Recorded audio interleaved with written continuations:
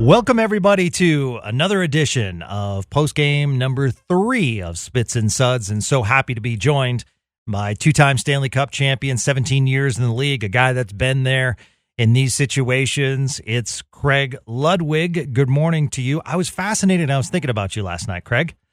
And I was, I know. Well, that's not a good thing. I know. But I was thinking, do the Frosties speed up or slow down in games like this when you're watching? They can't come quick enough. Well, and it's kind of the opposite of going to a Rangers game. Oh, come on. In Gavin Spittle's fan suite, and by the second out in the 6th inning, there's no beer left. There's no Miller Lite left. Right. Now, so Craig was nice enough. He joined us in the fan suite. It was awesome to spend time. However, so backstory, I checked prior and that fridge was stocked. What I forgot to add was it was not properly Craig Ludwig stocked. Yeah. Well, what else? I know. What else matters, right? What is that line? You only have one job to do. And I was doing so well. Like, even Craig will admit this. I was doing so well. As Craig was finishing his beer, as we promised on this podcast, I was leaning over and giving him another Frosty. Yeah. Well, keep going. That was one. So I mean, listen. Maybe you just weren't aware. This probably isn't even your fault. Maybe you just aren't aware that how many innings are actually in a major league. No, baseball. I absolutely know that. I know the little kids, they only play 6 innings. Maybe that. Well, speaking of little kids, now it's all making sense to me. Oh. Hey, I got something for you here. Okay, what is it? The state or feeling of being calm and in control of oneself. I would actually say that's Mark Stone. No, that's the definition of the word composure. So here's why I said Mark Stone, because I think... Well, that wasn't Mark Stone's problem. No, I understand, yeah. But to take a cross-check like that up high, to fall down, to get cross-checked in the face, and then followed by a punch, and not to respond. That's why I said that. Well, I don't know if he even knew he was in Texas when that all happened. Well, I have to agree with you there. Yeah. Yeah. So one of the reasons I love having you on is because, A, your relatability to the people that listen to this podcast, but you also are great at pulling back the curtain. Jamie Benn. Just dive into it, how you want, and characteristic wise, why does that happen? You know what? I can't explain it, to be totally honest with you. And that's why I brought that definition of the word composure up, and because it's inexplicable. And I think Jamie, being the captain, being down 2 games, being at home, wanted to ignite the team, the fans, and you've heard it. You walk up to the cliff and you let your toes dangle over, but you can't step over. And Jamie stepped over, and that's again, just in a regular season game, your emotions before games start, you're ready to go. And this isn't just things that happen to players in the playoffs. Hockey players are like this for game 1, for game 30, game 60. And the circumstances dictated at times. They probably have felt that they played better than being down by 2 games coming back home. And so you step out to, I think you just naturally always give it more when you're on your home ice in front of your home fans. And listen, on the other side of that, when I give you that definition for the word composure, that applies to the fans too from last night. Yep, agreed. And they need to be. We're better than that. Mm-hmm. And I understand the frustration. But again, you go back to games 1, 2, 3, and it's on Bally's. Okay, this is not on Bally's, and everywhere you are this morning, probably whatever sports. I don't even know if it'd be all sports, but they're all talking about it. They're talking about the hit. They're talking about a team that lost their composure at home. And Jamie's not the only one, but Jamie's the captain. You lead. You're the head of the snake, but they will. I haven't watched any TV this morning, but I'm going to guess if there's any highlights from the game, it will be Jamie Benn number one, maybe a couple other things. Max got a little involved, and Max Domi got involved in it last night, and he got away with one early, and again, losing your composure. And there may be that highlight, but I would have to guess there's going to be some highlights of what's going on the ice. And that's not what this organization's about. That's not what these fans have been about. I spent from the middle of the second round, every interview that I've done, I've talked about how good the Dallas Stars fans are. And they are. They're unreal. And they lost their composure. And because of some calls, and they're going to tell you, well, there was some, there's a couple calls here we were getting screwed on. But that's the game. That's hockey. And then, that's kind of like, you're putting gas on a fire. And again, the game was over. Unfortunately, the game was over.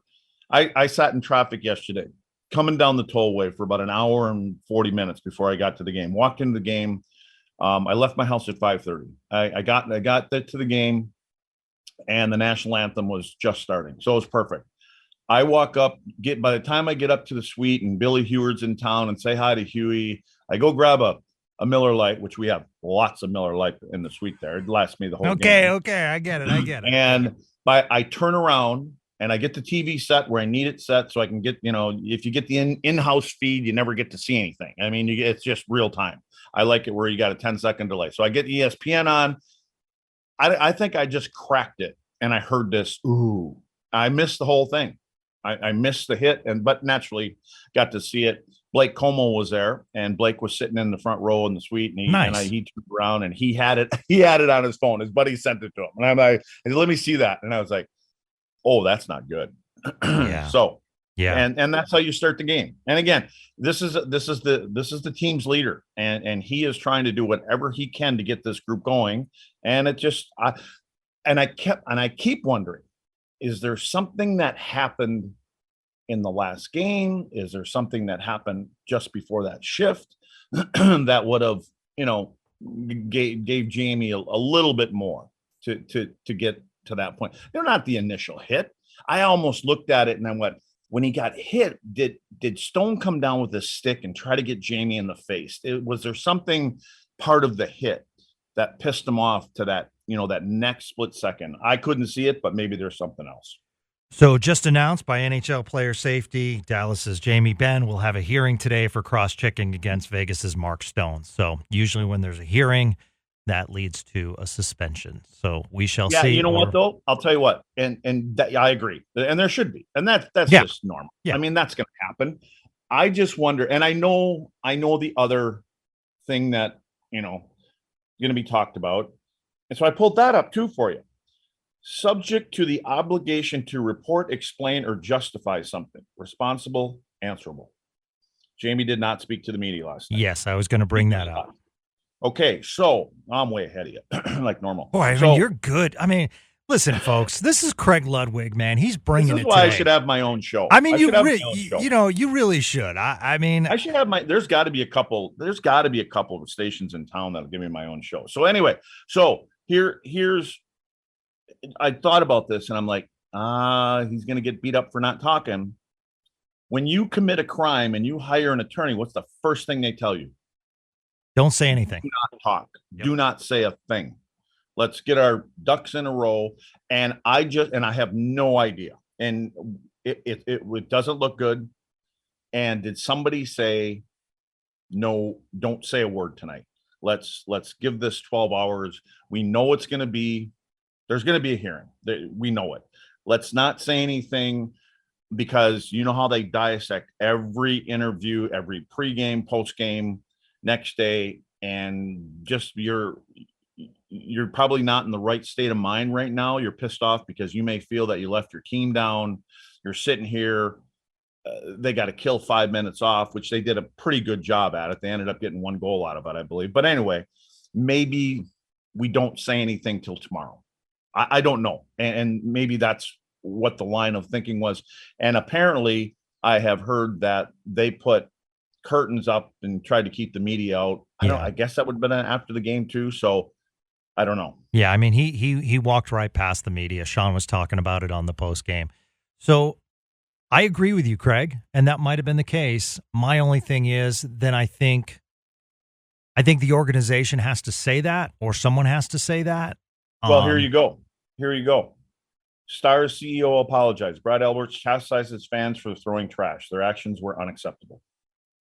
Yeah. Good for him. Cause I got home last night and I said to Kim, I said, I don't like putting stuff out there because normally the things that I say turn out bad. And I even said to her, I said, I want to apologize. I want to apologize from the organ, not my place, but I said, I feel like I got to send something out on social media to say something, that was wrong. Yeah. And good for Brad. And I would expect nothing less from the organization. And good on the NHL for stopping the period. That for the protection of the players. I mean, Craig will tell you one small thing on the ice can do so much damage to a player. Am I correct on that? Team. Yeah, and the team. Yeah, absolutely. I mean, not to mention, I think if they, cleaned it up, it would have continued. So I think that break was necessary. Yeah. Yeah. Give him time to cool down. Put him in the corner for, 15 minutes. Could Jamie have been in front of the press? Here's what I would have liked to see and said, I can't say much. We'll have to see how the NHL plays this out. So I can't speak on that, but I'm happy to speak about the game I don't, you know them. You are the media. You guys aren't going to let it go. You saw, I heard Pete DeBoer's interview this morning and he gave a really good explanation. And the very next guy asked the same question a different way. And he just gave you, I'm not going to speak about it. He knows what he did. We're a team, blah, blah, whatever he all said there. And it was a good answer to the question. It was politically correct and everything else. And, and nobody feels worse than our captain, Jamie Benn. What more can you say? You're not going to speak for him. But then the very next question is the identical thing. And he very politely said, I just answered that. I mean, I'm just giving you a short version of it. I just answered it. That's why I wonder. I don't know. Again, I have no idea. But Jamie, you think they're going to let him go and say, well, listen, guys, it was bad. I made a mistake. I'm not going to talk about it. You think they're going to let him go? It's going to end up, he's going to try to get out of there. He's going to walk around. They're going to be yelling at him. That's just the way media is. That they have to do their job too. Yeah. Yeah. So I don't have an explanation why he didn't talk, but I'm just wondering, this is, like I said, this isn't just a regular game. This is everywhere. The highlights are everywhere. I'm sure if you get on social media, it's going to be are they going to show the first goal against? Probably not. No. Are they going to show the third goal against? Probably not. They're going to show that hit. So maybe he was, talked to and said, listen, let's sleep on this. Let's try to figure out how we approach the NHL. Should there be a hearing, which obviously there is. And, because they can go back and say, well, this is the comments you made after the game last night, and I just lost my head. Well, okay, well, you got to pay for that. And we know it's the playoffs. But on Jamie's side, and I wonder, are they going to say that this happened in the first minute of the game? You were kicked out of the game. You gave the opponent a 5-minute major. They scored on the goal. That should be good enough. You paid for putting your team in trouble, because typically a high sticking penalty in the regular season could be 2 to 3 games. In the playoffs, they consider one game like 2 in the regular season. So if they look at it and go, because if you look at it close, it looked like he he got him across the neck. Yeah, he clipped right? him high. Yep. I don't know. Did it hit his shoulder and did it ride up? Again, it doesn't excuse it at all, but I is that how Jamie's going to explain it? I went down, I got a stick in the face, and they're going to micro, look at this thing. And after the initial hit, when Stone's hands came up, did he get a butt end in the face? Who knows? I mean, I don't know how close they can look at this stuff. And he goes, I lost my mind for a second. He butt ended me when I hit him. And again, I'm not saying that's what happened, but then when he goes down, he cross-checks him in the shoulder. But the problem with it is the play was pretty much, the hit was over with. And then he goes at him again. Yeah. Not again, but you know what I mean? It was all in the same motion. So anyway, we'll see. I mean, I hope for the sake of the Stars, because right now they need every break they can get. Yes. And but then again, if you're the league, are you going to go, okay, well, let's look forward. Let's say Vegas comes out and they have a similar start and Jamie is playing. Now, I'm just saying, if this is the league sitting there going, is this really going to get out of hand, knowing that the series will be over with if that happens? So do we try to remove that problem if it starts? I don't know what their line of thinking is, but I'm sure there's a lot of thought that goes into this. Well, a good follow is at NHL Player Safety, and if there is a suspension, they will come out and say why. Craig, also director of NHL Player Safety, George Paros, was in the building last night, so I'm sure some eyes were on him as that took place. So very, very unfortunate. I would like to see Craig, if he does get suspended, I would like to see him speak when the time is right. Probably, let's just say they go out in 4. I think he's suspended for a game. I just don't want to go the whole off season without hearing from the captain. You know what? To be honest with you, Gavin, I think if that's the case, he has to speak right away. Okay. Just get out. I mean, you're like you said, he's going to speak at some point. I think, again, I go back to the words accountable, and I think that don't go hide. That would just mean, and again, I have no play in any of this. I would just say, you know what, you got a game.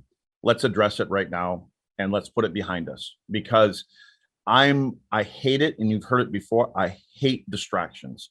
And I could go through what happened to Vegas a couple of years ago when the whole Fleury thing and his agent had a sword going through. It was DeBoer, wasn't it, at the time? Yes. Had a sword with Pete DeBoer holding a sword and putting it through Fleury. The whole thing that the agent started.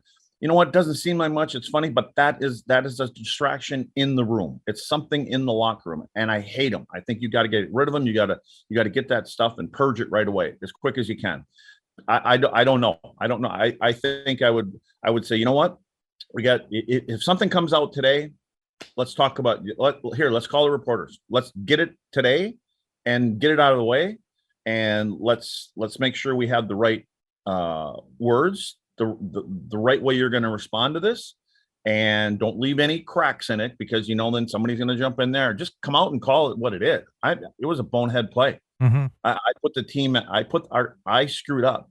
I put our team in jeopardy, and the team paid for it. Meet it head on, and then let's move on. And tomorrow they come to a skate, and Jamie, whether he does it today, he may have done it last night already. Knowing Jamie, he may have done that because nobody knows. He may have stood up right at the end of the game and said, "This is me, and I did this." And I would think, because he didn't leave before the game was over. Correct. Right? I mean, he stayed for the whole game. He's in the room. I mean, there's meetings after every single game. Every single game, coaches, player, whatever it may be. They could be closed door. They could just sit down. Listen, we're in a hole. We know that. But Jamie, my guess is he responded to the team already. But I don't know that. Yeah, and that's the headline. But another headline that we need to focus on is Evgeny Dodonov going down after a collision and never returning. And that's going to be a question mark for Game 4 as well. So essentially, you have a brand new third line if Benn's suspended. Yeah, you're hurting. I mean, to say that the cards are stacked against you right now. Yeah. Again, I think it's something like in the conference finals, teams that are down 3-0, it's 64-0. Yes. Nobody's come back. No one's come back. I think in the finals, it's something like 4 times in history or That's 5 correct. times. Yeah. 4 times. Boy, you are on fire today, Craig Ludwig. 4 times in the history of the NHL. And it's teams early. have come down. I know. Yeah. I know. This is you're going to have an impressive skate the bottom line is that this is what's really crazy is both Western Conference Finals are sitting here at 3-0. Yes. And both teams were expected to come out of it. Come out. I mean, Dallas was expected to come out of the West, and I believe Carolina. I unfortunately I have to say I did pick Florida after the Boston series, but Carolina I think overall was expected to come out of this or at some point. And now both of these teams are down 3-0. Like it's crazy. But then again, there's 4 teams and Vegas is the most northern team of the 4 teams, of the NHL that are playing in the conference. So it's just it's a weird kind of thing going on. It is crazy. It is crazy. And last night, I don't think Adin Hill was really even tested. I mean, that defensive core in front of him that you pointed out, Craig, just impressive. Being at the arena, what I do like is the perspective as far as, you can really hear the puck hit the tape. And I just thought the Vegas passing, specifically early, was just so crisp. I mean, they were on their game early last night. Well, the puck moves faster than the player does. And if you're slow to get into positions or you don't get in, and I'm talking about when you don't have the puck, if you're slow, if you're chasing, you move where you're supposed to be on the ice. And, and Dallas is a fast team. Did Rope Hintz play last night? He tried. And I'm not. No, I get it. That whole first line was tough last night. I didn't even realize that until early this morning when I went back and watched the goals. I was like, I didn't even see Rupe today. So, but again, that's credit to the opponent. They're a team that's playing well, and I've said from the beginning, this is a good team, and I have to tell you, and I think I'm going to put this out here somehow, but Scott Burnside and I didn't want to say this, but Scott Burnside and I did a podcast together like months ago, and I had asked him a question, and it was when Boston was rolling, and I said, okay, let's play the game. Who's in the Stanley Cup? And Scott picked Carolina and the Dallas Stars. Unfortunately for me, I picked Boston and Vegas to be the Stanley Cup final. But and just at the time, Dallas wasn't, it was really early, and when we did this, and Vegas has got a good team. Yes. And they have a good team. They've gone through, I don't know, 3, 4, 5 goalies this year, but it's that decor in front of them. They just they don't allow you the kind of, I've been a little hard on how we play in our own end here in the Dallas Stars. And it just seems like it's a little bit easier for Vegas to find opportunities in good areas than it is for the Stars when you're playing in the Vegas zone, just because they're big, they're strong. Yep. They don't play this man-on-man in their own zone. They take care of the front of the net. Your goaltender's expected to make the first save, and typically he gets a pretty good look at it. And then, there shouldn't be a second opportunity. I mean, Eichel's going to get the name recognition, and Mark Stone probably will as well, but I'll say this as a guy who wants the Stars obviously to come back and rooting for the Stars to continue on, but it is a pleasure watching Alec Pietrangelo. I mean, his composure, his quarterbacking, he can be heavy at times. I really enjoy his leadership and watching him. It was fun when he played for St. Louis, and, talking to people in Vegas, they said it starts and stops with Pietrangelo. Easily. Well, it normally does, right? I mean, it's kind of the same thing here in Dallas. Yeah, with Heiskanen, yeah. It's Miro, and I think what's happened to Pietrangelo is in the series prior to where he got a game suspension for the chop on Draisaitl. Mm-hmm. He's eaten a lot in this series. Yeah, they try to be hard on him. You got to be hard on the good players. He hasn't retaliated. and he hasn't lost his mind. And again, Pietrangelo said very similar to what Jamie Benn did last night, and he did that, and he got a game for it. But yeah, you know what? He was the captain of a Stanley Cup team in the St. Louis Blues, and he's a leader, and he's a great defenseman.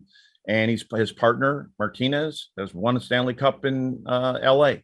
So they're their top pair. They've been there, done that, and they know that in these kind of games and series in the playoffs, you have to take it sometimes. There's a bigger thing here, and more than a retaliation penalty, and there's something bigger at the end of the rainbow. And This Vegas organization has been wheeling and dealing and since the year that they came into the league. It's impressive.